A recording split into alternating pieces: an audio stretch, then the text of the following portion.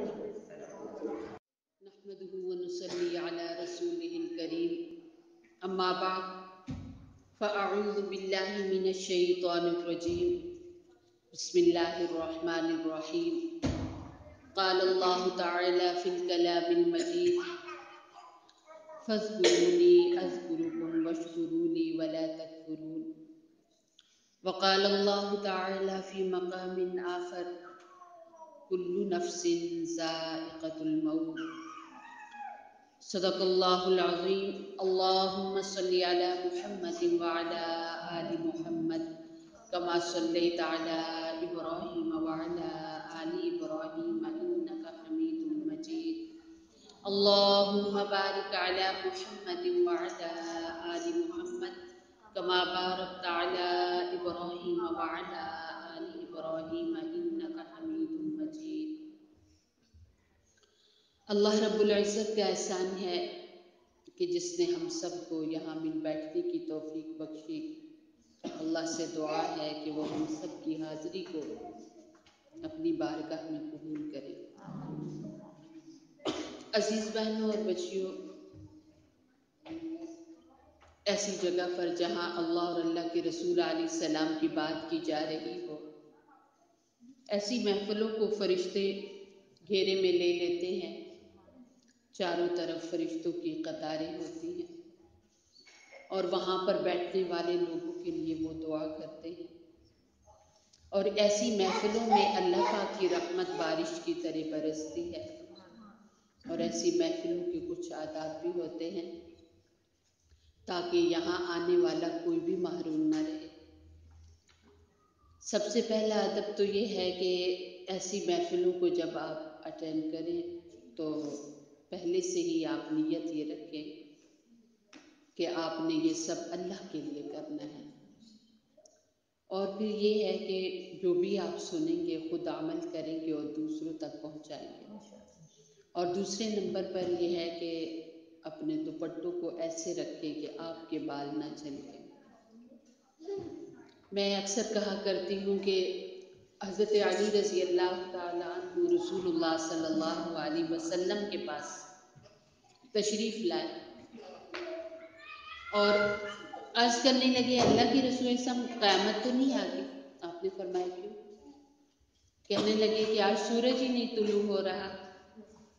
تو آپ نے فرمایا میری بیٹی کے بالوں کو دیکھو، شاید کوئی بال نظر آ رہا ہے۔ یعنی عورت کا پورا جسم اتنا محترم ہے کہ اس کا چھپا ہونا ہی اس کی عظمت ہے۔ ہم جن کے نام لیوا ہیں ان کے بال سورج نے بھی نہیں دیکھے تھے، تو اپنے سروں کو ڈھانپ کر بیٹھیے اور پورے دھیان سے بیٹھیے۔ ایسی محفلوں میں کی جو حضوری ہوتی ہے، ایسی محفلوں کی جو حاضری ہوتی ہے، وہ ہماری روح کو زندگی دیتی ہے۔ آج ہم نے اپنے جسم کو کھلا پلا کر خوب توانا کر لیا ہے، یہ ذرا سا بیمار ہوتا ہے تو ہم بے قرار ہوتے ہیں۔ سر کا درد ہو یا ہاتھ کا درد ہو، تھوڑا سا بخار ہو، برداشت سے باہر ہوتا ہے، لیکن ہماری روح، ہمارے اندر کا انسان کتنا بیمار ہے اس کے ہمیں پتہ ہی نہیں چلتا۔ اس کی کیا وجہ ہے کہ جسم روح کے اوپر حاوی ہو چکا ہے، اور ایسی محفلوں کے اندر جو حاضری ہوتی ہے یہ روح کی زندگی ہوتی ہے۔ اور آپ جانتے ہیں نا کہ روح ہی اصل انسان ہے، یہ تو مکان ہے، اصل رہنے والا اندر جو مکین ہے وہ ہماری روح ہے۔ ہم ویسے ہی اپنے کاموں میں اس قدر مصروف رہتے ہیں، ہمیں فرصتیں ہی نہیں ملتی، اور جب کبھی اللہ پاک یہ دولت نصیب کرے ایسی محفلوں میں آنا بیٹھنا، تو پھر مکمل حاضری کے ساتھ، دل کی حضوری کے ساتھ، دل کی حاضری کے ساتھ آپ بیٹھیں کہ کیا خبر کون سا ایسی بات ہو، کون سا ایسا لمحہ ہو کہ میرے اور آپ کی دل کو اللہ رب العزت زندگی نصیب کر دے۔ عزیز بہنوں، اللہ تعالیٰ نے قرآن کریم کے اندر ارشاد فرمایا کہ فَاذْكُرُونِي أَذْكُرُكُمْ، تم مجھے یاد کرو میں تمہیں یاد کروں گا۔ ہم دنیا میں دیکھتے ہیں کہ اللہ رب العزت کو یاد کرنے کے کتنے موقع، اتنے یعنی 5 وقت ایسے موقع ہیں کہ اللہ پاک ہمیں باقاعدہ کہتے ہیں کہ مجھے یاد کرو، یعنی 5 وقت کی نماز۔ تو جو ہم نماز پڑھ رہے ہوتے ہیں تو اللہ بھی ہمیں یاد کر رہے ہوتے ہیں۔ ہمیں صرف اتنا پتہ چل جائے کہ ہمارے محلے کا جو چیئرمین ہے اس کے ہاں ہمارے تذکرے ہیں تو ہماری خوشی کی کوئی انتہا نہیں رہتی۔ شہنشاہوں کا شہنشاہ، دونوں جہان کا مالک اور خالق اللہ رب العزت فرما رہے ہیں کہ تم زمین پر مجھے یاد کرو گے تو میں تمہیں یاد کروں گا۔ تو میری بہنوں، ہم دنیا میں جو آئے ہیں نا، ہمارے آنے کا مقصد اللہ ہی کو یاد کرنا ہے۔ باقی تو یہ سب انتظامات دنیا ہیں، یہ اللہ تعالیٰ نے ایک امتحان کے طور پر ہمیں دیے ہیں۔ آیا انسان تو اللہ کی جنت کے لیے ہے۔ اللہ نے جس جنت کو ہمارے لیے بنایا ہے، جو ہمارا گھر ہے، اس کی تیاری کے لیے ہم دنیا میں آئے ہیں، کام ہمارے اس کی تیاری ہے، مگر وہ تیاری تو ہم کر کوئی نہیں رہے، اور ویسے اس قدر سجا رہے ہیں، بنا رہے ہیں۔ آج ہم بیٹھے ہوئے، ہم نے سنا ہے کہ وہ گھر کی بڑی ہیں، والدہ ہے بچوں کی۔ آپ سوچیں ذرا، مکان بنا ہوا یہی رہ گیا، ان کے ہاتھوں کی کتنی چیزیں تیار کی ہوئی ادھر ہی رہ گئی۔ بچوں کو پالا، ان کو آباد ہوتے ہوئے دیکھ ہی نہیں پائی، اور کتنی ارمانوں سے ایک ایک چیز کو، ایون کہ خواتین کی سب سے زیادہ توجہ جو ہوتی ہے وہ کچن ہوتا ہے کہ بہت ہی خوبصورت بنے، کیونکہ زیادہ تر انسان وہیں رہتا ہے، زیادہ عورتوں کا وقت کچن میں گزرتا ہے۔ تو کتنی چیزیں ان کے ہاتھوں کی خریدی ہوئی ہوں گی، کتنی چیزیں ان کے ہاتھوں کی سجائی ہوں گی، لیکن آج وہ نہیں ہے۔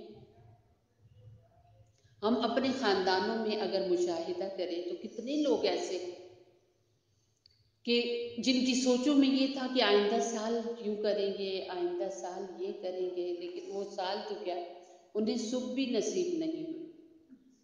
یہ ایسا سفر ہے کہ جس پر ہر ایک کو جانا ہے۔ کل نفس ذائقۃ الموت، ہر نفس کو مرنا ہے، اور یہ موت کوئی آسان چیز نہیں ہے۔ اللہ کے پاک پیغمبر علیہ الصلوۃ والسلام موت کے جو آخری لمحات تھے، ان اوقات کی اللہ سے دعائیں مانگا کرتے تھے کہ اے اللہ وہ وقت آسان ہو۔ پھر اللہ کے پاک پیغمبر علیہ السلام تو اللہ کے بعد سب سے بڑے ہیں، آپ کے بعد تو کوئی بڑا نہیں ہے، اور محبوب اتنے ہیں۔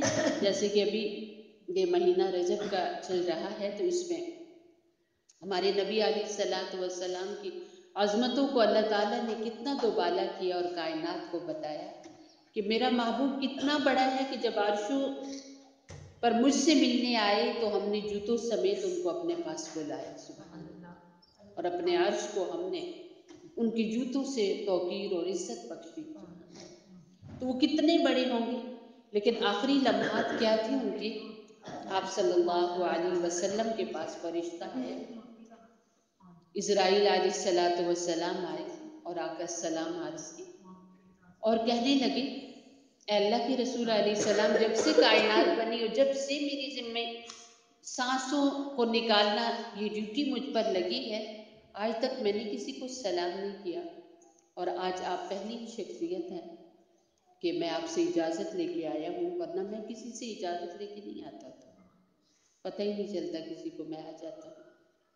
اور پھر جب آپ کا آخری بل کا لمحہ تھا اور جب آپ اس جہان سے پردہ فرما رہے تھے، اس کے بارے میں آتا ہے کہ آپ علیہ السلام فرما رہے تھے ایسے لگتا ہے کہ مجھ پر پہاڑ رکھ دیا گیا ہو۔ حالانکہ اللہ کے محبوب علیہ الصلوۃ والسلام ہیں۔ حضرت عیسیٰ علیہ السلام اللہ کے نبی گزرے ہیں، انہیں اللہ تعالیٰ نے بہت سارے معجزے دیے۔ ایک معجزہ یہ دیا تھا کہ وہ مردوں سے باتیں کرتے تھے۔ تو وہ ایک قبر کے پاس سے گزرے اور وہاں انہوں نے اس قبر والے کو سلام کیا اور کہا کہ قم بإذن اللہ، اللہ کے حکم سے اٹھو۔ تو وہ مردہ، اس کی قبر پھٹی اور وہ اٹھ گیا۔ تو آپ نے پوچھا آپ کون ہو؟ تو انہوں نے بتایا کہ میں آدم علیہ السلام کا بیٹا ہوں، اور مجھے کئی صدیاں گزر چکی ہیں، میں دنیا سے گیا ہوں۔ تو آپ نے پوچھا بھی آپ نے موت کو کیسا پایا؟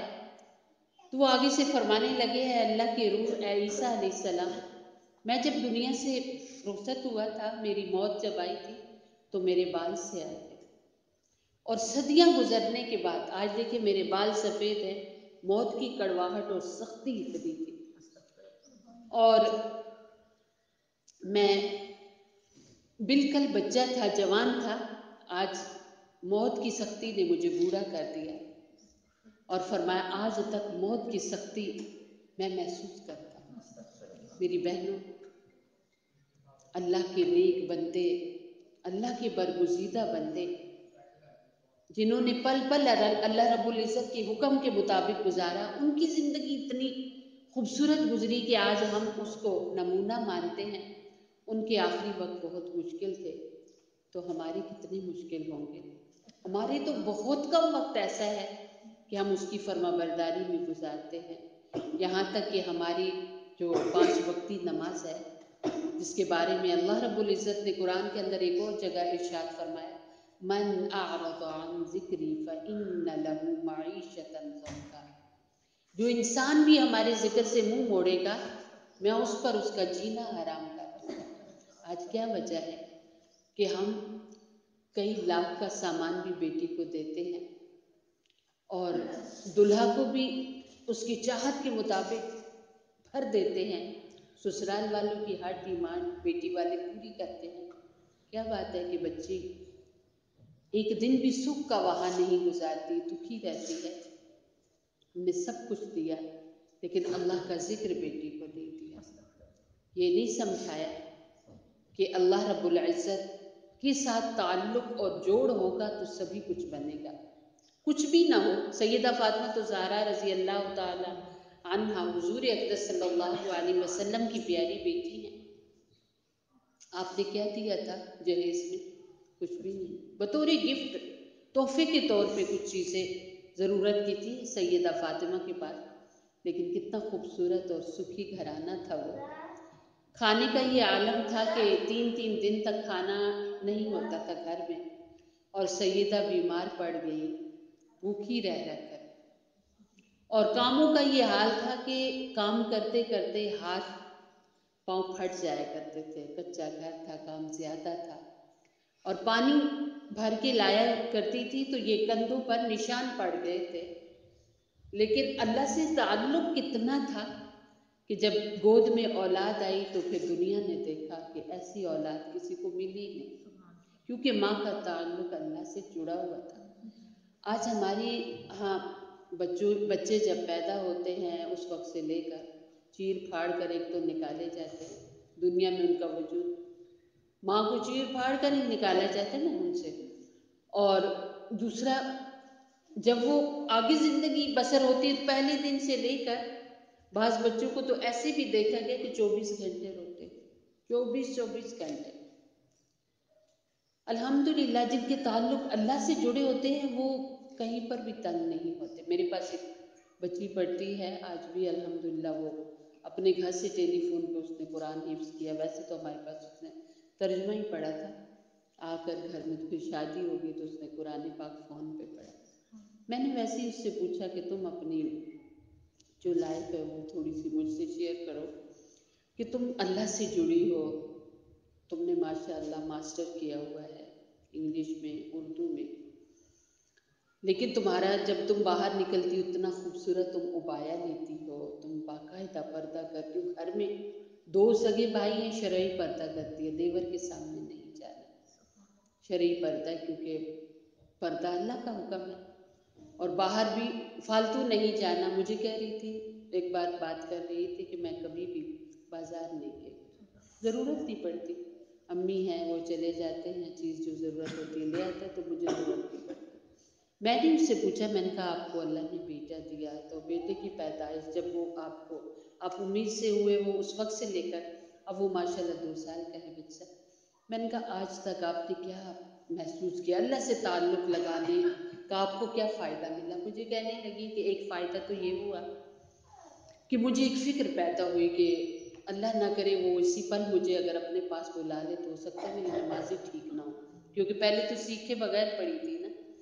اب جب سیکھ لی ہیں تو مجھے بتا رہی تھی کہ میں نے 6 مہینوں کے اندر، اس کی شاید 21 سال ہوگی، تو کہہ رہی تھی میں نے اپنا جو حساب کیا تو 3 مہینوں کے اندر میری نمازیں ساری کمپلیٹ ہو گئی، جو میں نے ان پڑھی میں، یعنی 16 پڑھی ہوئی بچی ہے، کہہ رہی ہے کہ جب سے میں نے سیکھا نہیں تھا، جب سے میری نمازیں 3 مہینوں میں نے اپنی نمازیں مکمل کی.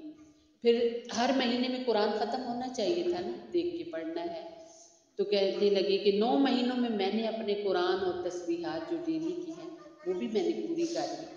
ماشاء اللہ سے پھر اللہ پاک نے اسے جب بیٹا عطا کیا تو وہ اتنا چھوٹا بچہ لیکن اتنا کچھ وہ پڑھتا ہے. اور مجھے کہنے لگی میں آج تک اپنے بیٹے کی وجہ سے راتوں کو جاگی نہیں.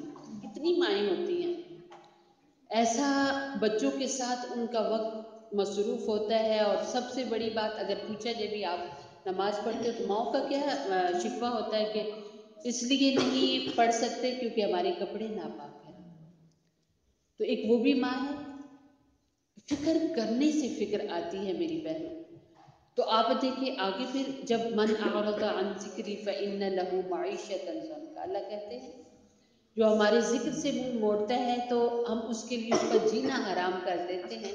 لیکن فذکرونی اذکرکم، مجھے یاد کرو تو میں تمہیں یاد کرتا ہوں. اب اس بچی نے اللہ سے لو لگائی تو آگے سارا ماحول اس کی ذہن کی سوچ کے مطابق بن گیا. جیسے اس کا دل تھا کہ میں نے پڑھا تو میں نے ویسے ہی کرنا ہے، اپنے بچے کو اپنی فیملی میں مجھے اسی طرح رہنا. اس کا سارا اگلی فیملی اللہ تعالیٰ نے ساری اس کے ذہن اور دین کے مطابق کر دی. صرف وہ نہیں پردے والی بنی بلکہ اس کا آگے گھرانہ بھی پردے والا ہو گیا. وہ نہیں صرف احتیاط کری، سبھی اس کے ساتھ احتیاط کر رہے کہ ہمارے گھر میں ایک حافظ قرآن بچی ہے. تو اسے وہ کہنے لگی مجھے یہ فائدہ ہوا کہ اللہ تعالیٰ نے میرا جہان سنوار دیا ہے. شوہر جو کبھی نماز نہیں پڑھتے تھے تو ظاہر ہے جب گھر ہوتے ہیں تو میں نماز پڑھتی ہوں تو وہ مجھے دیکھ کے پھر وہ سیدھا مسجد میں جاتے تھے، آہستہ آہستہ پکے نمازی ہو گئے. اور بچہ ہے جب مجھے دیکھ رہا ابھی 2 سال کا ہے تو کہنے لگی کہ وہ میرے ساتھ ہی نماز پڑھتا ہے. اور مجھے نہیں یاد کہ کبھی بیٹے کی نماز چھوٹی ہو، ہے بہت چھوٹا، سجدہ بھی لیٹ جاتا ہے سجدے کے لیے. تو آپ دیکھیے اگر ہم اپنی بچیوں کو یہ چیزیں دینے کے ساتھ ساتھ اللہ کا تعلق سکھائیں گے میرے خیال سے کبھی دکھ نہیں ہونے ملے گا. علماء کہتے ہیں اور حدیث میں آتا ہے کہ اللہ تعالیٰ کا ایک فیصلہ ہے کہ جو میرے ولی سے دشمنی کرتا ہے میں اس سے جنگ کرتا ہوں. ولی کہتے ہیں دوست کو. جو انسان اللہ کا دوست بن جاتا ہے نا، آپ دیکھیے آپ ایک میں ماں ہوں، میں کیا کر سکتی ہوں بیٹی کے لیے؟ اگر میری بیٹی کو سسرال میں یا کوئی بھی تکلیف دے گا میں کیا کروں گی؟ زیادہ سے زیادہ اپنے گھر لے آؤں گی نا، نہیں بھیجوں گی کہ میری بیٹی کو وہاں سکون نہیں ہے، اسے کچھ سمجھ نہیں پا رہا. میں اسے وہاں مٹانے ختم کرنے کے لیے تو نہیں چھوڑ سکتی. میرا یہ فیصلہ ہوگا میں گھر لے آؤں گی. میرا بیٹی سے اتنا سا تعلق ہے کہ لیکن میں اس کو سیو کروں گی، لوگوں سے بچاؤں گی. تو آپ دیکھیے کل کائنات کا خالق جب ہمارا اس سے تعلق جڑ جائے گا تو کوئی ہے جو ہمیں تکلیف دے سکے؟ کوئی ہے جو ہمیں مٹا سکے؟ آپ دیکھیے نا، وہ ایک بزرگ کا واقعہ آتا ہے. وہ مسجد میں جا رہے تھے یا واللہ عالم کہیں جا رہے تھے تو ایک شخص اپنی محبوبہ کے ساتھ جا رہا تھا. تو وہ جو بزرگ تھے انہیں پتہ ہی نہیں چلا کہ سامنے ان کے کیچڑ ہے، تو ان کا پاؤں تھوڑا سا لگا تو اس لڑکی کے کپڑوں پر 2 سے 3 چھینٹے مٹی کے پڑ گئے. تو وہ جو لڑکی کے ساتھ اس کا شوہر تھا یا کوئی بھی تھا، اسے یہ اچھا نہیں لگا کہ میری محبوبہ کے بدن پر کپڑوں پر مٹی پڑا ڈال دی کسی نے. تو آگے بڑھ کر اس بندے نے تھپڑ مارا ان بزرگوں کو. انہوں نے کوئی جواب نہیں دیا، دیکھ کر مسکرا دی اور چلے گئے. ابھی یہ اپنے گھر میں دونوں انٹر ہوئے اور وہ بزرگ گھر کے سامنے سے گزر رہے تھے. ابھی گلی ختم ہی نہیں ہوئی، وہ بزرگ چھپے ہی نہیں، وہیں کھڑے ہیں. تو وہ بندہ سیدھا وہاں سے سیڑھیوں پہ چڑھا اور اسے پتہ ہی نہیں چلا کہ اس کا پاؤں چھت پر جاتے ہی، کیونکہ دیوار تو تھی نہیں، پھسلا اور وہ دڑام سے زمین پہ آیا اور اس کی گردن یہاں سے ٹوٹ گئی اور وہ جگہ پہ مر گیا. تو لوگوں نے انہیں پکڑ لیا کہ اچھا آپ کو اس نے مارا تھا، آپ نے بد دعا دی. وہ فرمانے لگے میں نے بد دعا تو کوئی نہیں دی، میں تو بلکہ مسکرایا تھا دیکھ کر کہ اللہ تعالیٰ نے کس ہاتھ کو چنا مجھے تکلیف دینے کے لیے.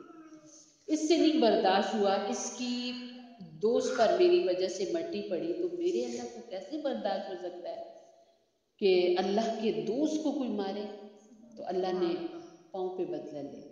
میری بہنوں، یہ کمی ختم کیجیے۔ آج یہ اولاد ہمارا چمن ہے۔ اللہ تعالیٰ نے فرمایا یا ایھا الذین آمنوا قوا انفسکم واہلیکم نارا، اے ایمان والو، خود کو بھی اور اپنے بچوں کو بھی آگ سے بچاؤ۔ آج ہم اپنے بچوں کو سردی نہیں لگنے دیتے، ہیٹر کا انتظام کرتے ہیں۔ جتنے بھی غریب ہوں گرمیوں میں اے سی لگواتے ہیں، روم کولر چلاتے ہیں، بھی گرمی نہ لگے۔ تو اگر بچہ ہمارا اچھا مسلمان نہ ہوا تو آپ کیا سوچ سکتے ہیں کہ ان کی قبر کیسی ہوگی؟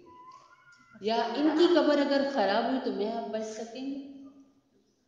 کبھی بھی نہیں بچ سکتے۔ اس لیے اپنے بچوں کی فکر کرنا بہت ضروری ہے۔ حضرت علی کے بارے میں آتا ہے، حضرت علی رضی اللہ تعالیٰ عنہ کو اللہ کے رسول علیہ السلام نے فرمایا، اے علی، اپنے بچوں کو 3 چیزیں ضرور سکھاؤ۔ نمبر 1 میری محبت سکھاؤ، یعنی اپنے بچوں کو یہ سکھاؤ کہ کائنات میں اللہ کے رسول صلی اللہ علیہ وسلم اللہ کے بعد سب سے زیادہ محبوب ہے۔ ایک بار حضور علیہ الصلوۃ والسلام نے حضرت عمر سے پوچھا، عمر میں آپ کو کتنا اچھا لگتا ہوں؟ تو حضرت عمر فرمانے لگے، اللہ کے رسول صلی اللہ علیہ وسلم، میری جان کے علاوہ آپ مجھے سب سے اچھے لگتے ہیں۔ تو آپ نے فرمایا آپ کا ایمان مکمل نہیں ابھی۔ تو وہ کہنے لگے کہ اللہ کے رسول علیہ السلام، میری جان سے بھی زیادہ آپ مجھے پیارے لگتے ہیں۔ تو آپ نے فرمایا اب تمہارا ایمان مکمل ہو گیا۔ ہر چیز سے زیادہ اگر کوئی ہستی ہمارے لیے محبوب ترین ہے تو اللہ کے رسول علیہ السلام ہے۔ ہمیں اپنے بچوں کو یہ سکھانا چاہیے کہ ان کے لیے سب سے آئیڈیل جو تعلق اور رشتہ اور چیز اور ذات ہے وہ اللہ کے رسول علیہ السلام ہے۔ جب ہم اپنے بچوں کو آقا علیہ السلام کی محبت دیں گے تو میری بہنوں پھر کبھی بھی ہمارے بچے، ہماری بیٹیاں کبھی بے پردہ نہیں ہوں گی۔ کیوں بے پردہ ہوتی ہیں؟ کیوں ڈیزائن کپڑوں کے بنا کر دوپٹے اتار کر، بلکہ دوپٹے ہے ہی نہیں، آج تو کپڑوں کو بھولتے جا رہی ہیں ہماری بچیاں، جینز آ گیا ہے اپنے جسم پر وہ لگا ہے، پتہ ہی نہیں چلتا کہ بیٹی جا رہی ہے بیٹا جا رہا ہے۔ کیوں ہے ایسا؟ کیوں بے لباس ہوگی ہماری بیٹی؟ کیونکہ انہیں اللہ کے رسول علیہ السلام کا پتہ ہی نہیں ہے۔ ہمارے بیٹے کیوں اور ہمارے مرد کیوں اللہ کے رسول علیہ السلام کی سنت کو اچھا نہیں جانتے؟ ہر روز فجر کو صاف کرتے ہیں اپنی داڑھی اور اسے نالی میں گراتے ہیں۔ اللہ کے رسول علیہ السلام کو جو اللہ نے عنایات کی وہ کائنات میں سب سے پیاری چیزیں تھی۔ آپ نے داڑھی رکھی تو سب سے خوبصورت چیز تھی نا، اور داڑھی میں انسان کتنا حسین اور باروب لگتا ہے۔ وہ ایک بچے کے بارے میں آتا ہے نا کہ وہ ایسے ہی پارک میں گیا تو وہاں کوئی داڑھی والے قاری صاحب بیٹھے ہوئے تھے تو وہ دیکھ کے رونے لگا اور اپنے والد کی گود میں آ کر چپ ہو گیا۔ تو انہوں نے، اس کے والد نے قاری صاحب سے پوچھا کہ آپ سے ڈر گیا، آپ کی داڑھی سے ڈر گیا؟ انہوں نے فرمایا نہیں، یہ مرد سے ڈرا ہے۔ مرد کی پہچان کیا ہے؟ داڑھی ہے۔ بچیوں کی، عورتوں کی پہچان کیا ہے؟ برقع ہے، ابایا ہے۔ بے شک یہ بھی نہ پہنے بڑی چادر لے جس سے آپ نظر نہ آئیں، اپنا اسلامی تشخص سامنے کریں، سب کو بتائیں کہ آپ مسلمان ہیں۔ آپ دیکھیں نا بیرون کے ممالک میں جتنی بھی خواتین مسلمان ہیں، صحیح مسلمان ہیں، وہ اپنا ابایا اور اپنا دوپٹہ اور یہ نہیں چھوڑتے۔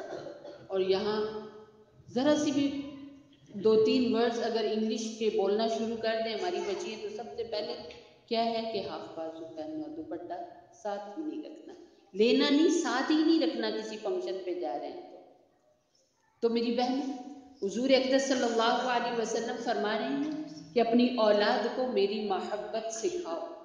نمبر 2 میرے اہل بیت کی محبت سکھاؤ۔ سبحان اللہ، میری بیویوں کی، میرے بچوں کی۔ آج ہماری بچوں کو حضور علیہ السلام کی بیویوں کے نام ہی نہیں آتے، بیٹیوں کے نام ہی نہیں آتے، ان کی شخصیات سے ہی ناواقف ہیں۔ اور پھر آپ نے فرمایا کہ بچوں کو قرآن پڑھاؤ۔ یہ 3 چیزیں جب آپ کروا دیں گے تو پھر آپ دیکھیے گا کہ وہ وقت کے کیسے بختیار کاکی بنتے ہیں، جنید بغدادی بنتے ہیں. آج ہم ساری تمنا تو بہت کرتے ہیں کہ ہماری بیٹی رابعہ بصریہ بنے، ہماری بیٹی اللہ کی محبوبہ بنے، اور ہمارا بیٹا بہت بڑا اللہ کا ولی بنے. لیکن اولیاء کرام کے اندر کیا کیا خوبیاں ہوتی ہیں وہ تو ایک بھی نہیں ہے ہمارے بچوں میں. تو میری بہنوں، زندگی بہت چھوٹی سی ہے، اور اس سفر جس پر ہمارے جا چکے ہیں پیارے، اور ہم نے بھی جانا ہے. آج جس محفل میں ہم بیٹھے ہیں، یہاں کی بھی جو بزرگ چلے گئے ہیں، اسی سفر پہ ہم نے ساروں نے جانا ہے. اور یہ ہمارے سفر کا توشہ ہے، یہ ہمارے سفر کا خرچہ ہے کہ ہم ساروں کے دلوں میں اللہ کے محبوب، اللہ اور اللہ کے رسول علیہ السلام کی محبت ہے، آپ کے اہل بیت کی محبت ہے، اور ہم سارے قرآن پڑھنے والے بنے. آپ یقین مانیے، قرآن کریم جس کسی، لوگ تو کہتے ہیں نا کہ ایسے ہی دیکھ کر پڑھنے سے کیا ہوتا ہے، بہت کچھ ملتا ہے. ابھی میرے خیال سے ایک ہفتہ بھی نہیں ہوا، میرے پاس ایک خاتون آئی، وہ کہنے لگی کہ ان کی بھابھی کو کینسر ہے. اور جب وہ شو ہوا ہے، جب پتہ چلا ہے کینسر کا، تو ڈاکٹر نے بتایا کہ وہ اپنا کام کر چکا ہے، اللہ کا نام لے کے دوائیں شروع کریں، آپ کا ٹھیک ہونے والا نہیں ہے، یعنی ٹھیک ہونے کے اسٹیج سے آگے جا چکا ہے. بہت رو رہی تھی. تو میں نے انہیں کہا کہ ہم نے کئی بار آزمایا، بارش کا پانی جو ہوتا ہے اس پر وظیفہ پڑھا جاتا ہے، یعنی سورۃ الفاتحہ 71 بار پڑھے، 71 ٹائم آپ پڑھیں، پھر آیت الکرسی 71 بار پڑھیں، اور 4 قل پڑھیں. پڑھ کر اس کے اوپر دم کریں، اور پھر خالی پیٹ کو دوائی کے طور پہ آپ صبح لے لیں، آدھا گلاس لیں. اگر پانی کم ہے تو اور پانی اس میں ڈالیں. اور چلتے پھرتے نا سلام علی نوح فی العالمین یہ بھی پڑھے. اور میں نے کہا قرآن بہت پڑھے. وہ کہنے لگی ہم تو پڑھے ہوئے، ہم میں سے کافی خواتین کا اس نے نام لیا، یہ بھی نہیں پڑھی ہو، یہ بھی. میں نے کہا پھر قرآن دیکھ کر روز شروع کر لیں، آپ دیکھ کے بس دیکھتے رہیں، زیارت کریں قرآن. اس بات کو تقریباً میں تو کہہ کر انہیں سارا یہ عمل بتا کر میرے ذہن ہی میں نہیں رہا. تو ابھی تھوڑے سے دن ہوئے، ان کی مجھے کال ہے، کہنے لگی کہ ہم سب نے یہ شروع کیا، اور وہ دوائی بھی لے رہی تھی اور ساتھ وہ پانی بھی پیا. تو جب دوبارہ ہم نے ٹیسٹ کروائے تو ماشاء اللہ ڈاکٹر نے کہا ہے کہ آپ کا جو اندر وہ گلڑ بنا ہوا تھا، وہ گلٹی تھی کینسر کی، وہ وہیں جل گئی ہے، اور ماشاء اللہ اب آپ بالکل ٹھیک ہیں، اب خطرے کی کوئی بات نہیں ہے. سبحان اللہ. میری بہنوں، اللہ نے قرآن میں آج سے 15 صدیاں پہلے بتایا تھا کہ میں نے قرآن کو شفا بنا کر اتارا ہے. اچھا، وہ میں نے ان سے پوچھا، میں نے کہا میں نے آپ کو کہا تھا آپ قرآن کی زیارت کریں گے. کہنے لگی ہمیں تو ایسا چسکا پڑ گیا ہے، اب ہم چھوڑ بھی نہیں سکتے. سبحان اللہ. آتا نہیں تو کیا ہوا، زیارت کریں گے، روز کریں گے، زیادہ کریں گے. کچھ میں نے انہیں لمٹ بتائی کہ اتنی تعداد میں آپ نے قرآن کی زیارات کرنی ہے. اور میں نے اپنے ادارے میں بھی یہ چیزیں دیکھی، جو ہماری طالبات ایسی بچیاں ہماری ایسی آتی ہیں جنہیں بالکل پڑھنا نہیں آتا، تو وہ اپنا ساتھ شروع کر لیتی ہیں، لیکن بس میرے سامنے ہی بیٹھ کر وہ قرآن کی زیارتیں کرتی رہتی ہیں. روز میں 5 سپارے زیارت کر لیا، 10 کر لیا. اللہ پاک اس کی برکت سے ان کے اندر کی اتنی چینجنگ لا رہے ہیں الحمدللہ، اور انہیں پھر قرآن پڑھنا بھی آ جاتا ہے. قرآن تو ایک ایسا معجزہ ہے، اسے تو بچے بھی پڑھ سکتے ہیں، بزرگ بھی پڑھ سکتے ہیں. میری بہنوں، اللہ تعالیٰ نے ہماری بیماریوں اور ہماری پریشانیوں کی شفا قرآن اتارا ہے. میں نے کئی موقع پر یہ بتایا ہے واقعہ کہ ایک ہمارے بزرگ ہیں، قریب میں ہی کرونا میں وفات ہوئی ہے ان کے بارے میں. وہ ماشاء اللہ انہوں نے تقریباً اپنی زندگی، تقریباً 15 سال کے تھے جب انہوں نے قرآن پڑھانا شروع کیا، اور وہ 71 72 سال کے ہو کر وہ دنیا سے چلے گئے، اور اس عرصے میں وہ قرآن ہی پڑھاتے رہے. جب وہ فوت ہو گئے تو کسی کو خواب میں کسی نے پوچھا کہ حضرت آپ تو بہت خوبصورت قرآن سناتے تھے، پڑھاتے تھے، ترجمے سے، تفسیر سے بھی، تو آپ کے ساتھ کیا معاملہ ہوا؟ تو فرمانے لگے جب میں دنیا سے چلا اور میرا آخری سفر شروع ہوا، قبر کے اندر میں پہنچا جب، تو سانس نکلنے سے ہی میرے ساتھ آسانی کا معاملہ شروع ہو گیا۔ سبحان اللہ۔ اور جب میں قبر میں گیا تو بہت روشنی تھی، اور میرے پاس ایک بہت خوبصورت جوان آیا اور آ کر کہنے لگا کہ ابھی 2 فرشتے آپ کے پاس آئیں گے اور کچھ آپ سے بات کریں گے، مگر آپ کو بولنا نہیں ہے، جو کچھ بھی جواب دینا ہوگا وہ میں ہی دوں گا۔ سبحان اللہ۔ تو وہ کہنے لگے، میں چپ رہا کہ یہ اتنا خوبصورت جوان کون ہے اور کون فرشتے آئیں گے۔ وہ آئے تو یہی آگے سے وہ انہوں نے سوال پوچھا، من ربو کا، تیرا رب کون ہے؟ تو اس کا جواب بھی اسی جوان نے دیا، من دینو کا، تیرا دین کیا ہے؟ اس کا جواب بھی انہوں نے دیا۔ من نبیو کا، آپ کا نبی علیہ السلام کون ہے؟ اس کا جواب بھی اسی نے دیا۔ اور پھر وہ فرشتے چلے گئے، اور میں بھی کہنے لگے وہ بزرگ کہ وہ جوان بھی جانے لگا تو میں نے اس کو ہاتھ سے پکڑ لیا۔ میں نے کہا، آپ کون ہو؟ میں جس جگہ پر آیا ہوں اکیلے آیا ہوں، میں نے اتنے شاگرد چھوڑے، اتنی اولاد چھوڑی، مگر یہاں تو میرے ساتھ کوئی بھی نہیں آیا، میں اکیلا اس مٹی میں دبایا گیا ہوں۔ اور آپ کون ہو جو قبر کے اندر اتنے خوبصورت ہو اور قبر کے اندر میری مدد کر رہے ہو؟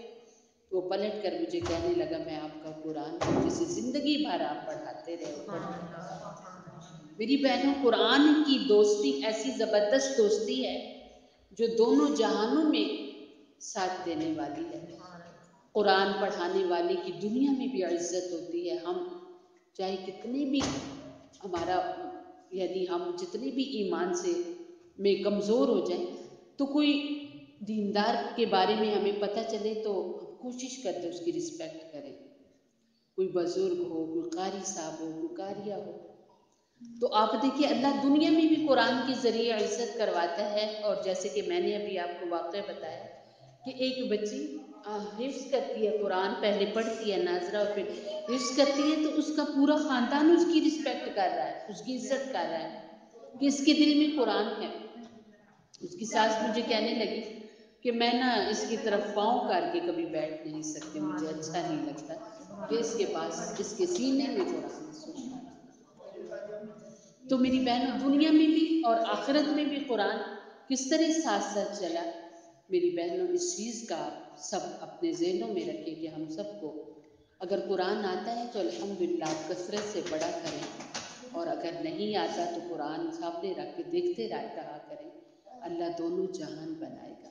اللہ تعالیٰ سے دعا ہے کہ اللہ تعالیٰ ہم سب کا بیٹھنا اپنی بارگاہ میں قبول کر لے۔ آمین۔ دعا کے لیے ہاتھ اٹھائیں۔ بسم اللہ الرحمن الرحیم۔ اللهم صل على محمد وعلى آل محمد كما صليت على إبراهيم وعلى آل إبراهيم إنك حميد مجيد۔ اللهم بارك على محمد وعلى آل محمد كما باركت على إبراهيم وعلى آل إبراهيم إنك حميد مجيد۔ ربنا آتنا في الدنيا حسنة وفي الآخرة حسنة وقنا عذاب النار وقنا عذاب القبر وقنا عذاب الحشر وقنا عذاب الميزان۔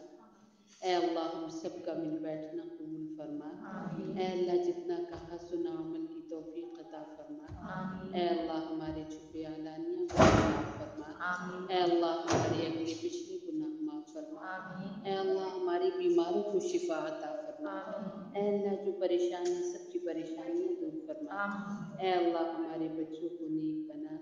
اے اللہ ہمارے بچوں کو اپنے ہاں قبولیت عطا فرما۔ آمین۔ یا اللہ آج اس محفل میں ہم سارے بیٹھے ہوئے ہیں، جو بزرگ اس گھر سے گئے ہیں، یا اللہ جتنا پڑھا گیا، جتنا کہا گیا حضرت آدم علیہ السلام سے لے کر امت کے آخری فرد کی روح کو اس کا ثواب پہنچا۔ آمین۔ اے اللہ خصوصاً بالخصوص اس فیملی سے جو لوگ دنیا سے گئے ان کی روحوں کو اس کا ثواب پہنچا۔ آمین۔ یا ارحم الراحمین، اللہ اس کے صدقے جتنے یہاں ہم حاضر ہیں، یا اللہ ہماری حاضری کو قبول فرما کر آمین۔ ہماری ہر مشکل حل فرما، آمین۔ ہماری ہر پریشانی دور فرما۔ آمین۔ اے اللہ جو بہنیں اس مجلس میں حاضر ہیں، یا اللہ سب کی دلی نیک مرادوں کو پورا فرما۔ آمین۔ یا اللہ ہماری ایک بچی بیمار ہے، یا اللہ تو اپنا خصوصی فضل و کرم اس پر فرما کر آمین۔